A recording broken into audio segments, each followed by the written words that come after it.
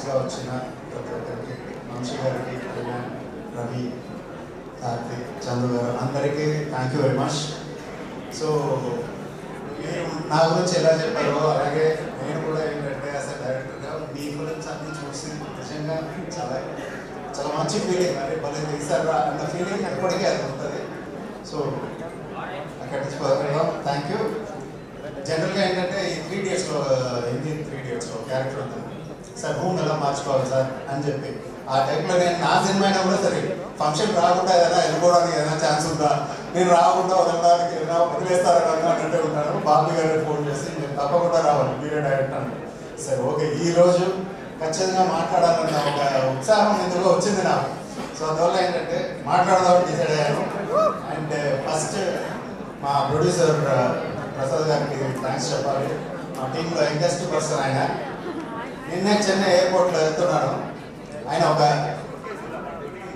లాక్ని వెళ్తున్నాడు, వెళ్ళి ఇయర్ ఫోన్ పెట్టుకుని కార్ కోసం వెయిట్ చేస్తుంటే డాన్స్ ఆడుతూ ఉన్నారు. ఆయన వెళ్ళే అమ్మాయిలు వచ్చే అమ్మాయిలు అందరూ చూస్తూ ఉన్నారు.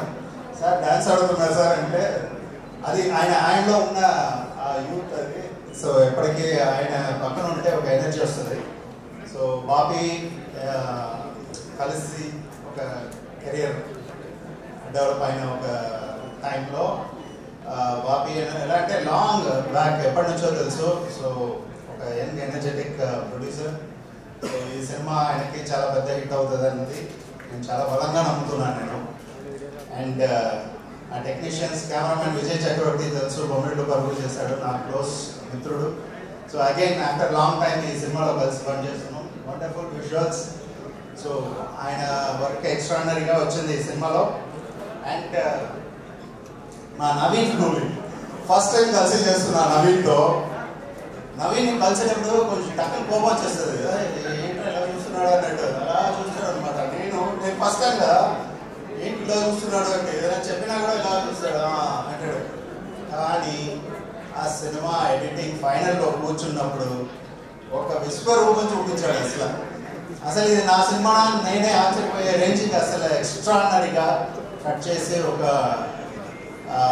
సినిమా లెంత్ కానీ ఆ పేస్ కానీ కథని మిస్ అవ్వకుండా అసలు చాలా అద్భుతంగా చేశాడు. ఈ సినిమా సక్సెస్ అయితే ఇవాళే చెప్తున్నా, నవీన్కి ఒక బిగ్గెస్ట్ పార్ట్ ఉంది. Thank you Naveen.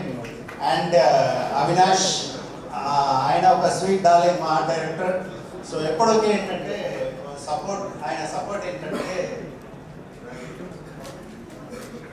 సపోర్ట్ ఏంటంటే వండర్ఫుల్ సపోర్ట్.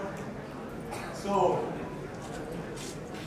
అగైన్ ఏంటంటే వాళ్ళందరితో కలిసి వర్క్ చేయడం అనేది చాలా గ్రేట్ఫుల్గా అనిపిస్తుంది.